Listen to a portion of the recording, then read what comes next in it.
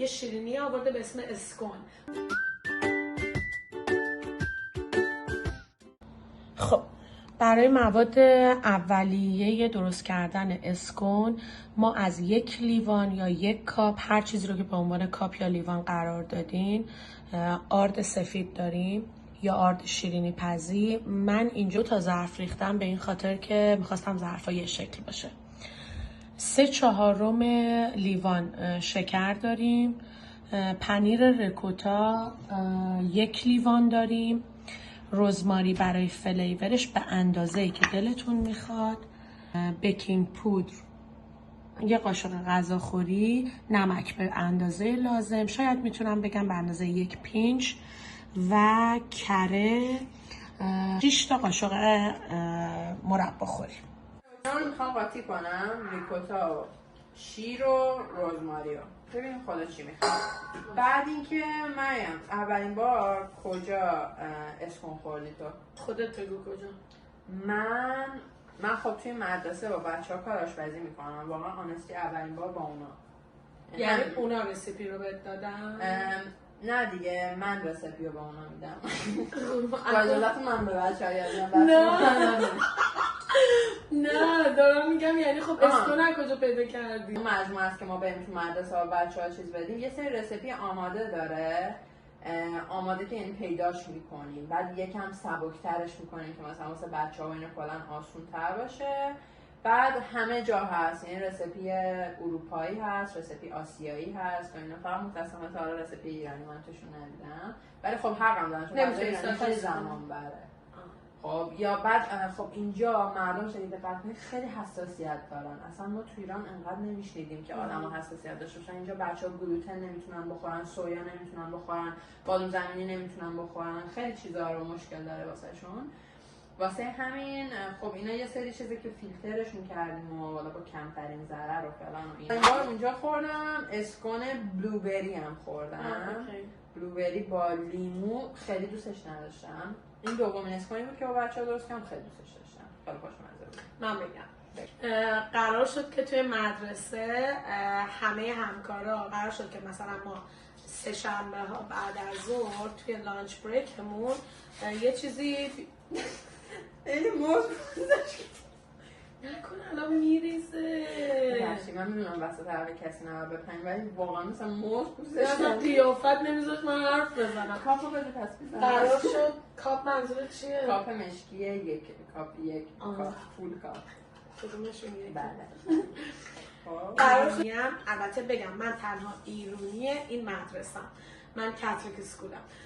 دیدیم بچه‌ها دقت کردین مثلا خیلی چیزا رو ممکنه آدم ببینه حتی بشنوه ولی زیاد بهش اهمیت نده، ولی وقتی یه چیز یکم جدی تر میشه اون وقت خیلی دیگه میبینه.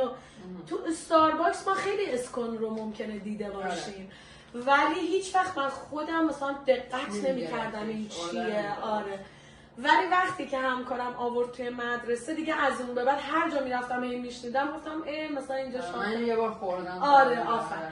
خلاصه این خانم بر ما اسکون‌های مختلف آورد. اسکون وانیلا آورد، اسکون بلوبری، همه شیرین بودن چون اصلا اونا خودشون هم با کافی میخوردن، کنار کافی میخوردن. منم که همیشه چای به راه، منم کنار چای خودم. این شد قضیه اسکون ما. ترای کردی؟ آره. دوستش داشتی؟ کلا 1 تا 10 به اسکون چند میدی؟ اگه استارباکس بخوام بخورم اصلا 0، ولی هر جای دیگه‌ای به غیر از چون شاپ‌های اسکون رو الان یاد گرفتم عالی است. دوست دارم که 10 میدی بهش؟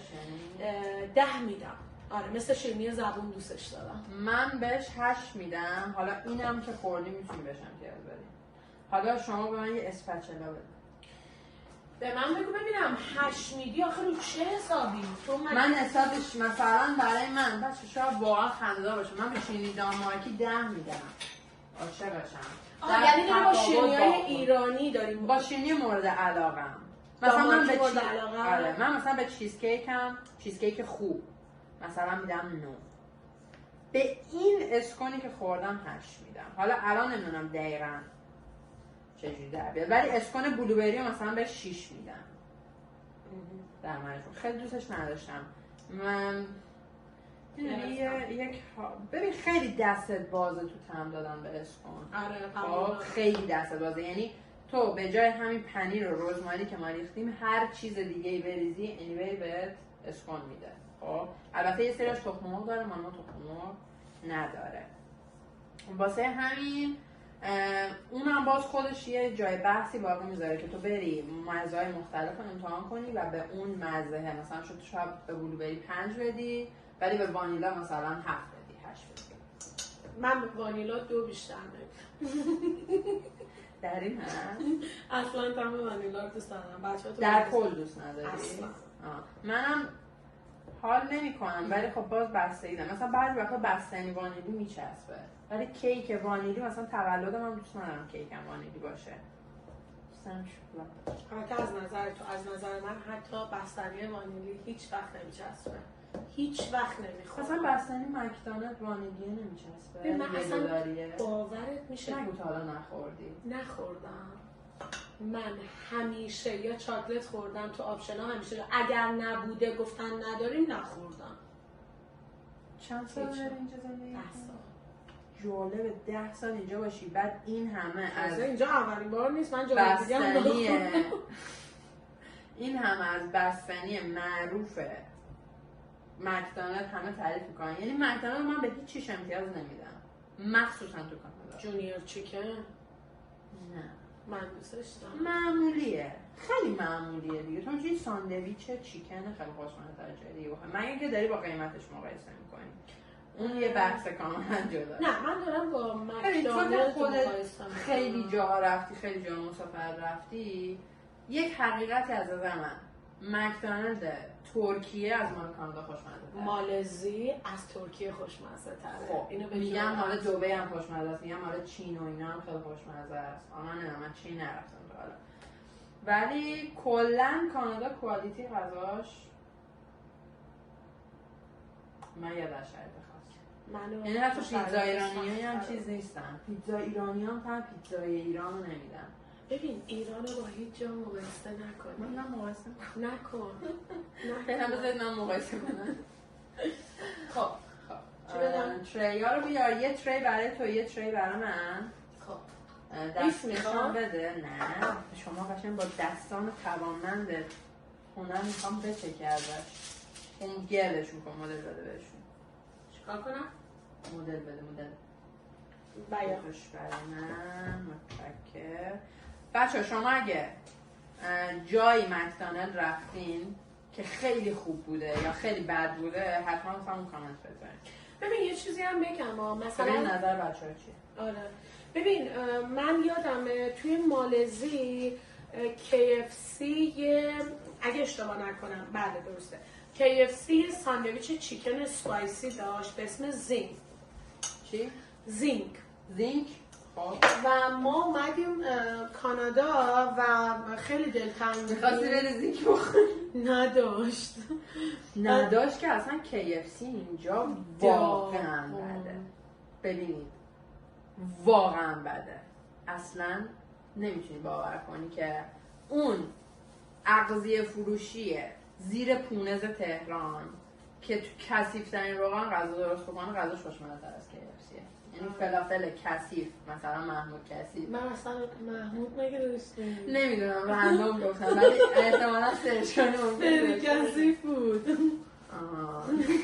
فکرم محمودم مولودین بوده. ممکنه تو گوشیتون بزنید محمود کثیف بگن آقا بوده یا نه. همه کثیف‌ها رو بگید اصلا کامنت کنید ببینیم چه کثیف‌هایی بودن. وای شبیه صورت آدم بردی درست کرد. ببینید خودش پخش میشه خب ولی تو میتونی به شکل‌های مختلف درستش کنی. بیا میزه یکم رو سرش میره تو. اونو شیرینی کشمشی شد. بعد من اونجوری کردم منو مسخره کردی. تو دماغ گذاشتی این وقتی واسش میگیره میکشه بالا. اینو در نظر بگیرید اینجوری میکنه. خیلی خوبی. چه شبیه صورت خب چرا بیا با نمک درستش کنی؟ باورت نمیشه سر کلاس من اینا رو جلو بچه‌ها گذاشته بودم ستاره درست می‌کردم باهاش. میگم خب چی میشه مگه؟ چرا حتما باید مثلا آدم فالو کنه؟ من برای ستاره‌ای درست کنم لذتش رو نه اسکول ستاره‌ای دوست ندارم. اونا بچه بودن این کارا رو کردن. تو که بچه‌ای دختر به این میگی بذار نپذیرم ازت خواهش می‌کنم. ببین من سیکاتو بیارم. سیکاتو کودک بعد بیشتر تو بیدارش میکنم الان. به نظر من اسکون چون شیرینی محلی خونگیه باید همینجور شکل و شمایلش نافرم باشه. جدی میگم اینو. شف مریم نه خدایی ببین اون چیه؟ من اونا رو نمیخورم. تو آزادی هر کاری کنی. آقا واسه همین دوتا تری گذاشتیم. من کس تری خودش درست کن. عزیزم اسکون اسکون کجا اون واقعی که شکلیه؟ مثلثیه باید بهتون بگم یعنی نه این شکلیه نه این شکلیه. نه خیرم اسکون شابستون بهت نشون میدم اینجوریه. ما آزاد گذاشتیم. خب تو که یه دونه اینجوری برند بله اسکون همین شکلیه. به خدا همینجوری. حالا خودتون الان سرچ کنی این چیه فرق داشتی؟ انگار چی؟ دیدی اینا میگن because میگم وای میگه because یعنی چی because جواب حالا میخوای خیلی پررو باشی دیگه همون چرا چون چه چسبیده برا بغل کن بچه را بخور آده چرا توفکن هستا دیدی؟ یک کلام از درشت خودش شما خوب بلد بودین نه شما فقط خوبین به خدا به خدا تازه آهنگای ما رو هم گوش میدین. امروز آهنگ چی بود شهره پلی شده من دارم باش میخونم میگه واه مگه تو هم از اینا گوش میدی 80 یا بری زیر به خدا آخه ما گوش میدیم مسخرمون میکنین این آهنگا چیه شما ها گوش میدین؟ نه ما از دست سوسولاش نیستیم.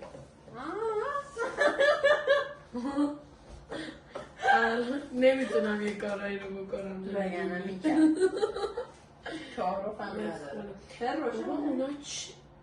فرروشن نه فرو آردی داغ کرده بودیم ولی چون 400 درجه آره 400 درجه فارنهایت من نمیدونم سانتیگراد چی میشه ولی فکر کنم تو ایران اصولا 180 200 میشه. آره 180. خب بیک خدای من سینی رو بیام نشون بدم نگاه کن نمیدونم چقدرشون میبینید بچه ها اسکون واقعی این شکلیه اصلا الکی میگه دست بذار به این کاغذه که نیفته نه فقط تو بلدی یا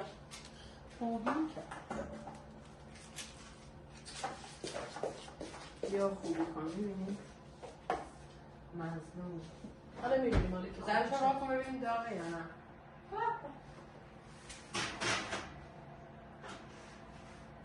بعد یادتون باشه رومالش نکنید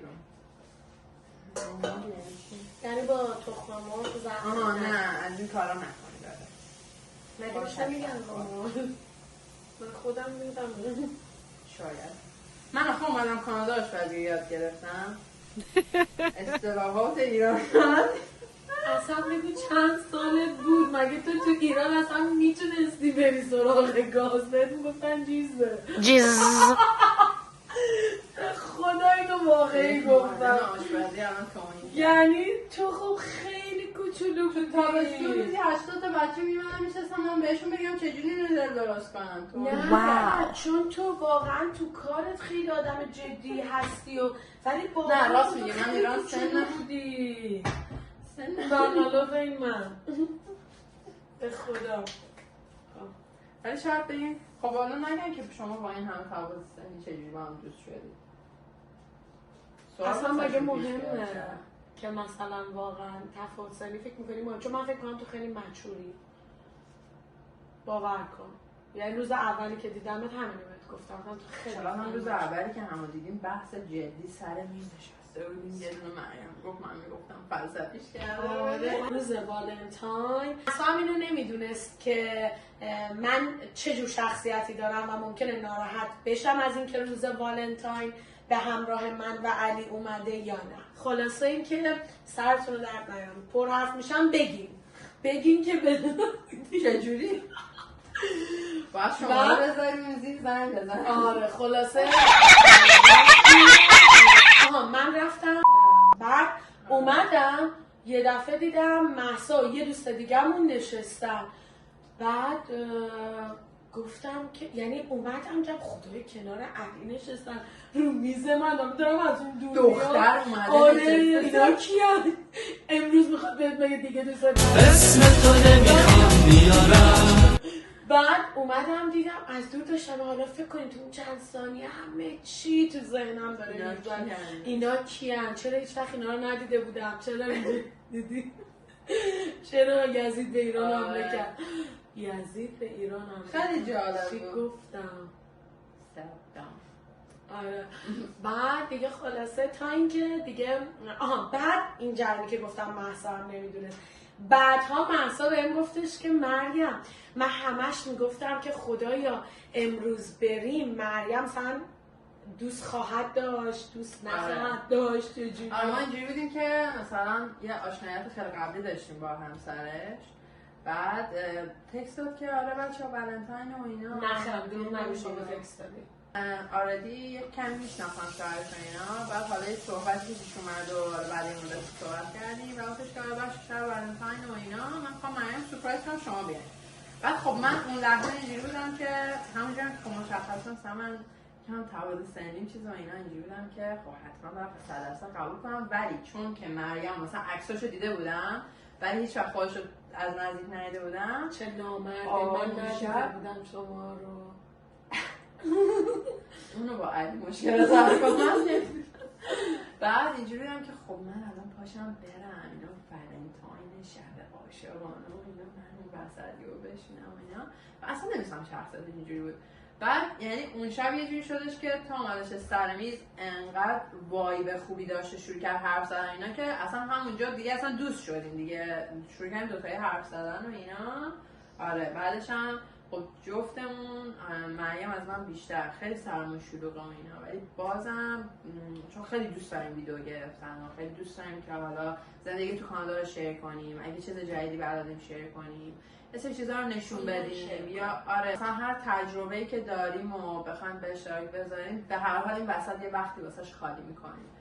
با اینکه واقعا ویدیو گرفتن از نظر خیلی شاید کار آسونی باشه، مثلا اینجوری که کاری نداره که طرف وایساده اونجا دوربینو گذاشته داره سرتون بیاد. ولی آره واقعا تا زمان بریه، یعنی ما از صبح میایم پیش هم بماند که خانم‌ها کلی حرف نگفته دارن همیشه واسه زدن هیچ حرف کردن نمیارن، ولی تا مرتبش کنی تا درستش کنی نور رو درست کنی میکروفون رو درست کنی حالا بذاریش و اینا بگیریش و حالا سوتی ندیم وسط مسطا که البته ما خیلی راحتیم اگه سوتی هم بدیم میذاریم، یه بحثی هم ادیت کردنشه، واسه همین ما رو حمایت کنید، لایک کنید، کامنت بزنید، سابسکرایب کنید، ایده‌هاتون رو با ما شیر کنید که ما بتونیم بیشتر تو راستایی که دوست داریم واسه ویدیو و اینا بذاریم. الان بوی اسکانمون داره در میاد. نه بوی گازامه فرامه. چه فر خوشبویی همیشه کیک توش درست میکنی؟ یادم فر با سوختگی میداد قبلا شیرینی درست کردم تو شاهدی. آره بچه آخرین بار شیرینی زبان واسه عید درست کرد. دوست داری که توی این مدت سفره هفسینتو نشون بدیم بهشون؟ اینو میبینید؟ اینو مریم درست کرده. به به سفره رو ببین. نوین ترین ایده سبزیه که من تا حالا تو کل زندگیم دیدم. تخم مرغ رو کی درست کرده؟ من الکی میگه خدا شاهده.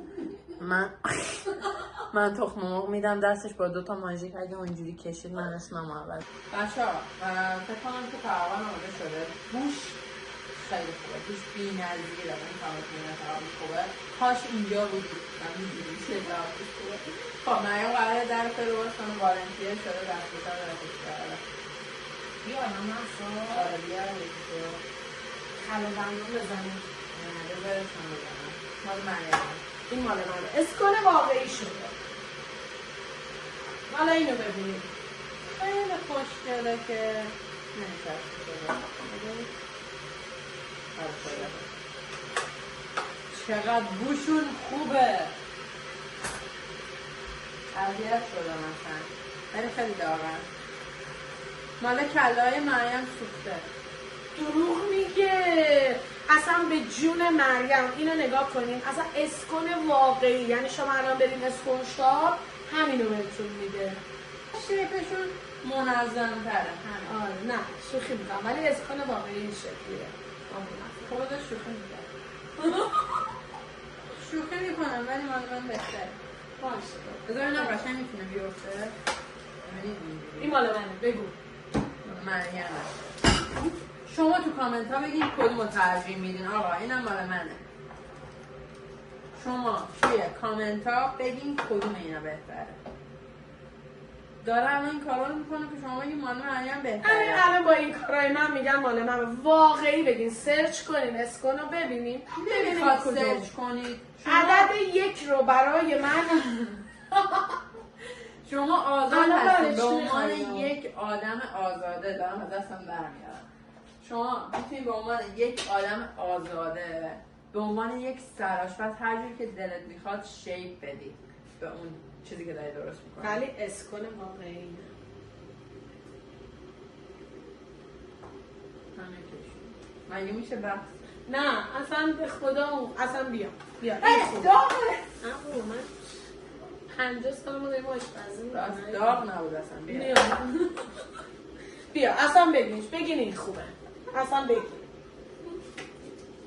چون که من خوش گذاشتم بدی یعنی چون زرنگه، یعنی مریمی که میبینید بس خدای ببرمش جلو دوربین بعدی یه دونه عمل ایشون یه دونه عمل من باشون ایشون بگرفتن بچه ها. این مال مریمه، این مال منه. علکی نشون ندی. نه این مال منه. یه چای ریختم. بریم با چایی ترای کنی. میخوای اینا بچین تو ظرف؟ میخوام. ببخشید ظرف مسیه که از ایران اومده، محبوب دلها.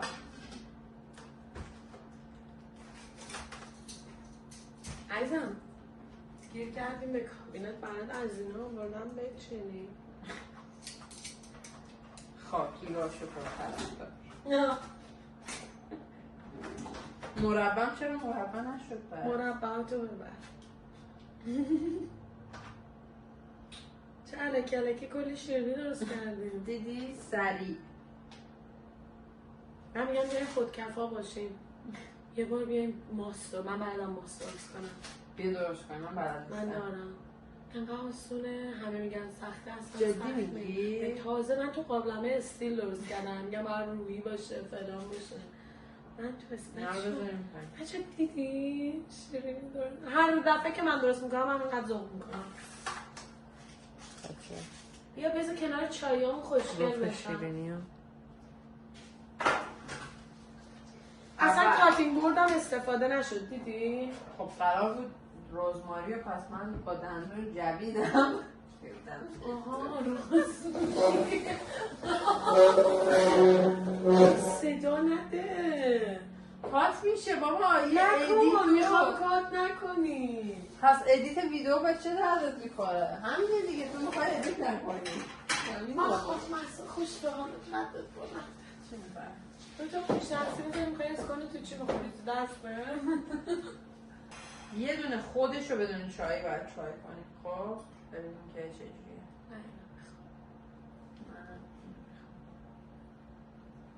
بوی رزماریش رو بدوستم.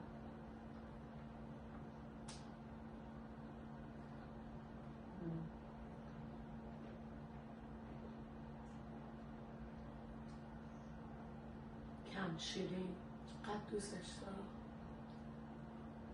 اصلا اولش که گاز میزنی به این انتظار ازش نمیری که شیرینه، بعد آخرش یو کیک میزنه یکم شیرین میشه.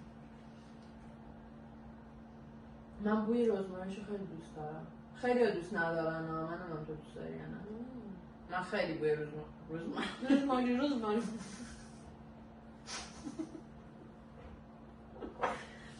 بوی رزماریش رو خیلی دوست دارم. یامی. نمونه بهش به پخت خوبش، چون واقعا داشتم بایدش میکردم منتظر بودم که یه ذره خامی و اینا داشته باشه، چون فکر میکردم باید کامل تلایی بشه روش. 10 میدم از 10. به کم شیرینیش از 10 میدم. به فلیورش ای کاش یه کوچولو وانیل اضافه میکردیم. احساس میکنم با این خیلی خوب میشد. آره یکم خیلی بوی خوشم. وانیل و چیز دیگه. تو باید درست بکنیم. خب به فلیورش چند دادی حالا؟ 8 میدی. اوکی. منم به پختش 10 میدم. به این حالت اسفنجیش که توشم کامل پخته، بوی رزماریشو خیلی دوست دارم. منم به طعمش کلا 8 میدم. با اینکه من با وانیل نخوردمش، ولی من میتونم که خوب باشه. آره به همراه ولی رزماریا، آره یعنی دیگه. وانیل رو بزنیم با رزماریا.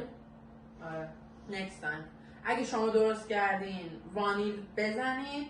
امیدوارم که ویدیو رو تا آخر ببینید که متوجه شید وانیل بزنید. وانیل بزنید، بعد به ما بگین که چجوری شد. ندیدیدم ببرید جلو بخرشو ببینید. اینو اولش برام گفتی. این ویدیو رو اینو تا بیار آخر اول. ببینید، نکته داره. اینو بیار اول. ادیتور اینجا نشسته. خودکفاییم چقدر. خودمون میپذیم، خودمون تمیز میکنیم، خودمون ویدیو میگیم، خودمون ادیت میکنیم، خودمون پست همین میکنیم. قدر. ادمین هم هست. نه خدای دور از شوخی، ولی خیلی خوب بود، خیلی حال داد، خیلی خوش گذشت. مراقب خودتون باشین تا ویدیوهای بعدی ویدیوهای ما رو دنبال کنید. 100% جاتونم خیلی خیلی بود. مریم همیشه باید یه جایش تو ویدیو حضور داشته باشه، یعنی اگه غیر از این اونجا بود باید تعجب میکردید. جاتون خیلی